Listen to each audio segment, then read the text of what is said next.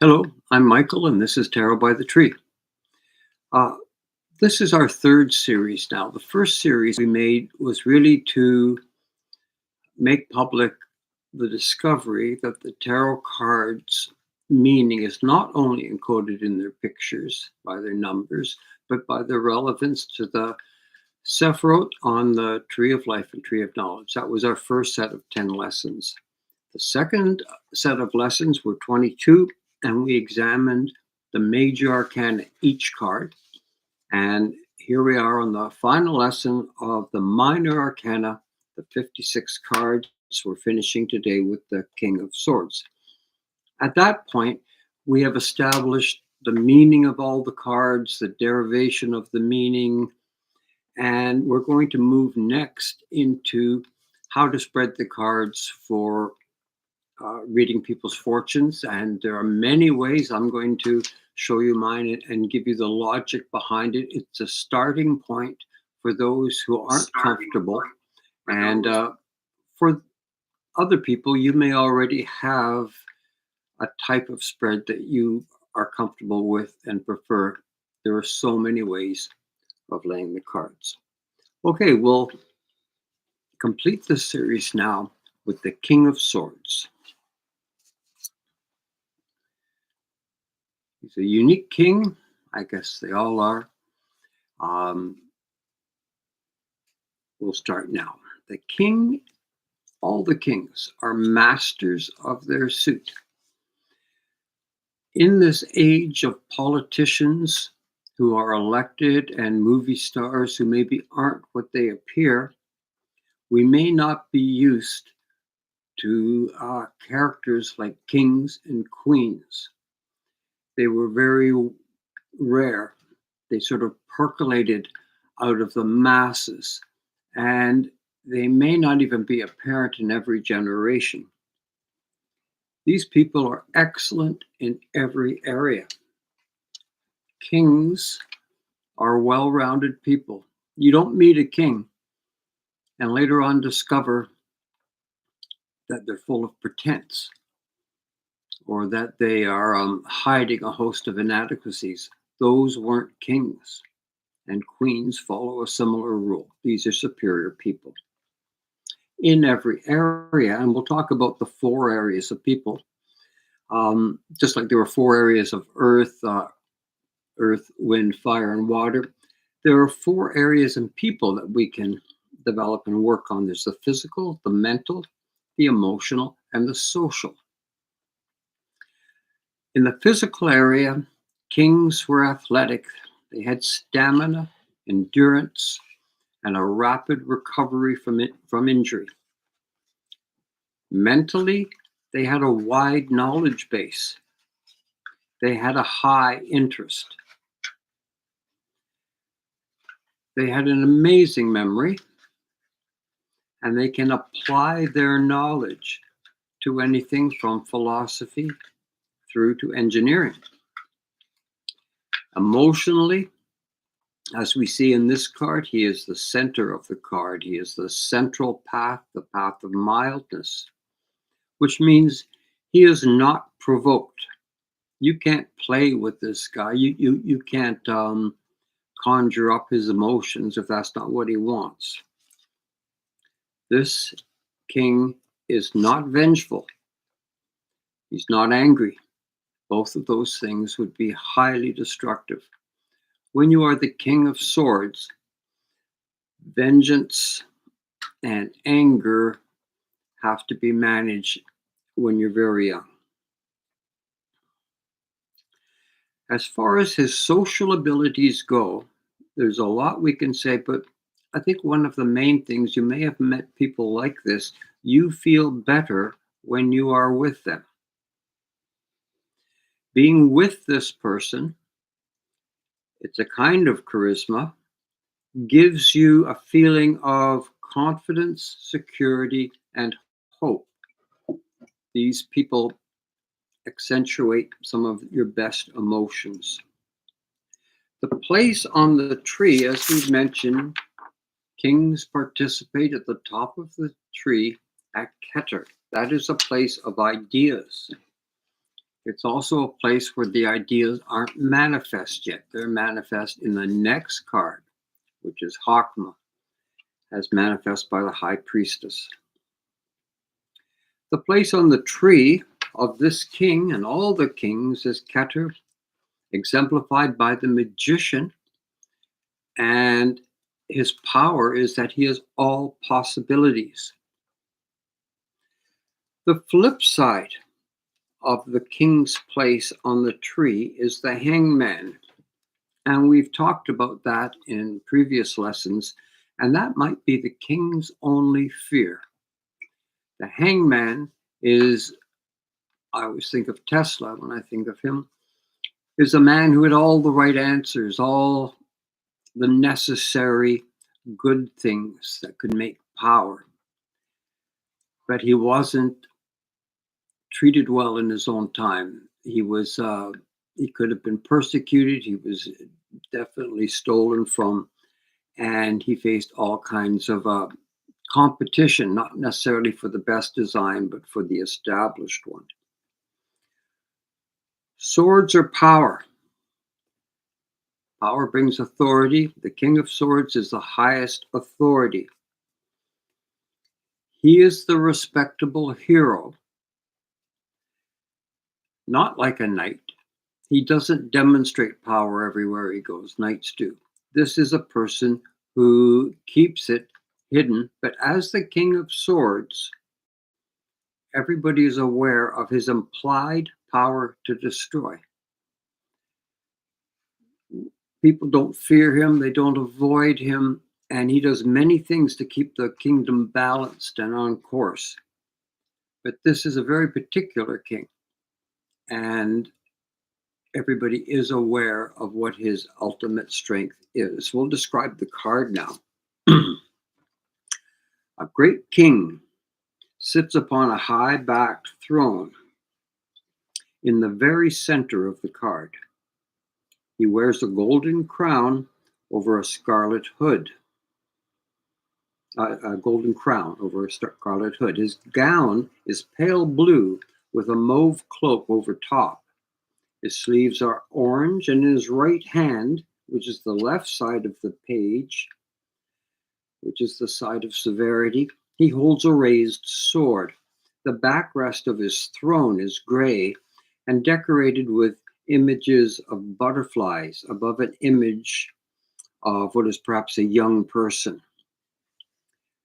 There are a few clouds. Most, like in the Queen of Swords card, hug the ground. We remember that unusual thing with the Queen. When you're in power, you don't have direct observation. You need to pierce the haze. Aside from the clouds that hug the ground, a single cloud floats higher, and above that fly two distant birds. Trees grow on either side of the king. He gazes calmly straight ahead. In a reading, of course, the King of Swords could apply to the people in your life, or he could apply to the aspirant. It depends, and we'll see that as we go through our next series, laying the cards. In this reading, we will treat this card as referring to someone in the aspirant's life. It could be his boss, it could be a parent, it could be a friend. We don't know, but it's one of those. And I would say something like this. You will encounter or have already met a powerful man. He is in charge. He is an authority. The first thing you should realize is that he is a king, specifically the king of power. He is wise and compassionate. He appears gentle and kind. He does not always have first-hand knowledge of your situation, so he relies on his emissaries for information. You are judged by your reputation. This person will not suffer disrespect. He insists that you follow his plan.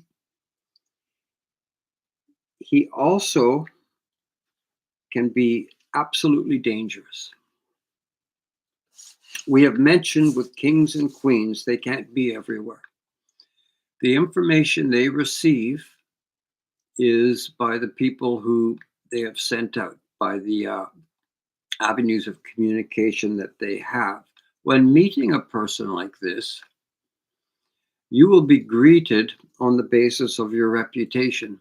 They don't know how you were raised, they don't know your innermost thoughts. So, in a reading where you meet somebody like this, you'll be aware that they are going to see one side of you, and that's the side that has built your reputation. That's what you will be judged on. The King of Swords, he is the master of power. Uh, he's unassailable, even though you do not see armor on him. That is not an option. Uh, his presence brings calmness, and I think that's reflected in the picture where the trees aren't windswept, and even the clouds can settle on the ground.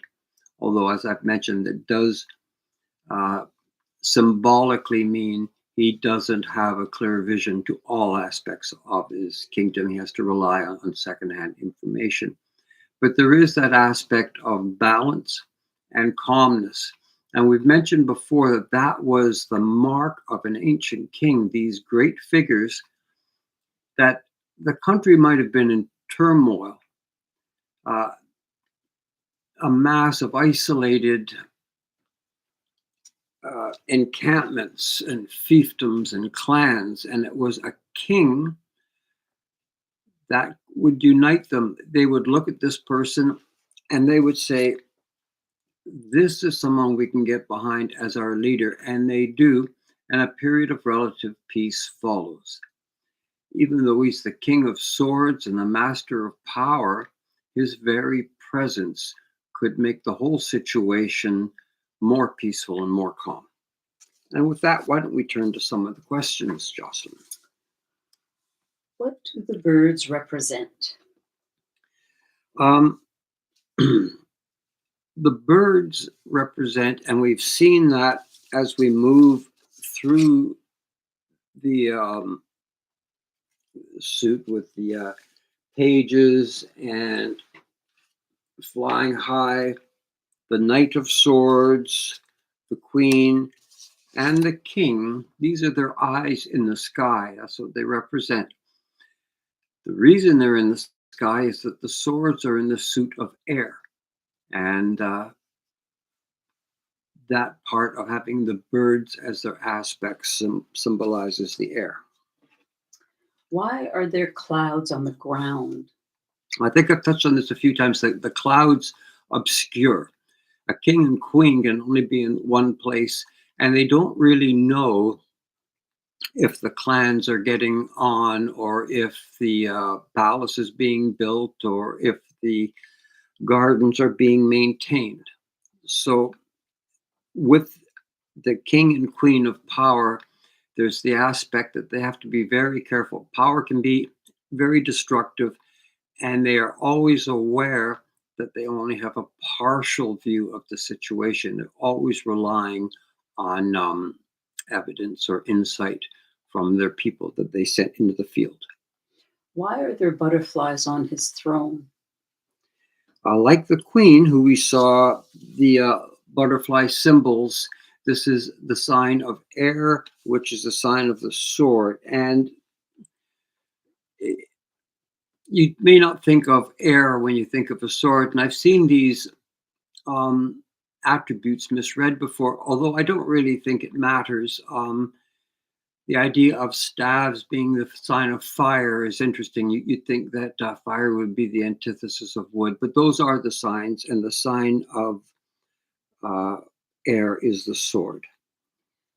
Is this king someone to be afraid of?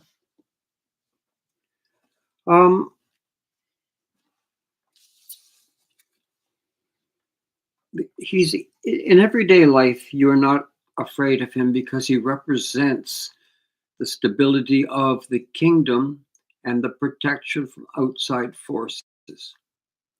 So when you see him, it's like being in a questionable neighborhood and seeing a parked police car with policemen in it. You have no fear.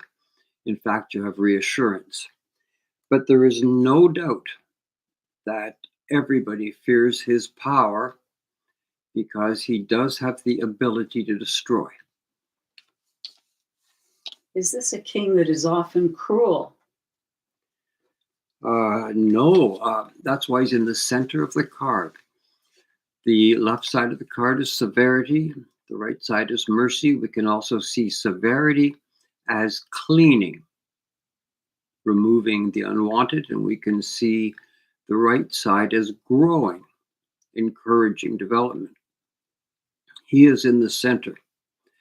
And I think anyone who wields power, whether it's a loaded gun or an automobile, uh, we think twice because we know a mistake with power can be very injurious to others. Why is this the only king who is in the middle and looks straight ahead? That is interesting. I went over the cards and I did notice different kings. One has sort of seems indolent, his eyes maybe closed. The other one looks very sharply to one side. Um, Again, because of the damage of swords, there is an extra layer of responsibility over them. Just like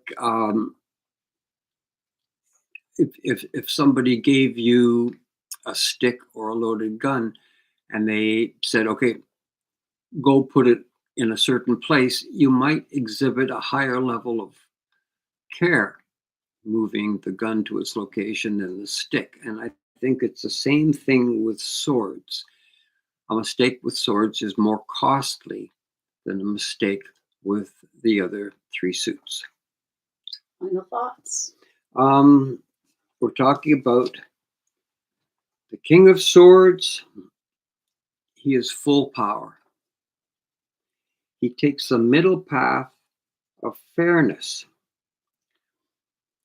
And when a king of power comes into a scene of perhaps war and discourse, he can settle the sides down and achieve a kind of peace. And as we look at the news today in many other countries, we will look at this card and we will see the idea of great power as a symbol for peace. I don't know if this is the way we will evolve in the long run, but right now we are looking at living examples of somebody holding great power as a threat over others to be less warlike and to be more peaceful. It seems a little bit like an oxymoron, great power to limit the use of power. But that's what kings did back then, and we are seeing aspects of that today. Could you quickly explain the question? Just that, well, that there are questions at the bottom in the description area, and that On the screen? Okay. under, yeah, you're not going to see it unless you No. press more. But anyway, it Okay. doesn't matter. Tomorrow you're going to be elaborating on the questions and why you want them. Yep. And Sorry. no putting responses in there. That the responses go in the Gmail, tarotbythetree@gmail.com. That's where you copy and paste. Okay, so we'll go over this tomorrow. Joss understands this better than I do, but what we're going to do is we're sending out a questionnaire and people can fill in as much as they want, and they're going to give me a question, and I will spread the cards for that question in order to teach some simple ways of spreading cards for fortune telling. So we're going to want the questions. You can be mysterious if you don't want to answer all the questions. The more information I have, the easier it is. Remember, we do get a wealth of information in real life when a person walks into the room. And keep your questions relatively simple because the purpose of this is to teach card laying. And really complex questions is going to make it difficult for me to take us through some of the steps of simple card laying. Keep it simple. If you find your question is becoming complicated, consider breaking it down into 2 separate questions. Okay, so tomorrow we will go over this questionnaire again. Joss will be going to visit her mom for a few days. As the questionnaires come in, I'll go over them and I'll prepare some reading techniques for you to follow. We will be doing this reading with unprepared decks. Like, the cards will fall where the cards fall. I will not do any preparation beforehand to tell a story that I want. So you will see the way we can tell the story of the cards that will still answer the questions of the aspirant. We'll get into that tomorrow, but that's we've just finished another series. Thanks for joining in, and we'll see you tomorrow. Bye for now.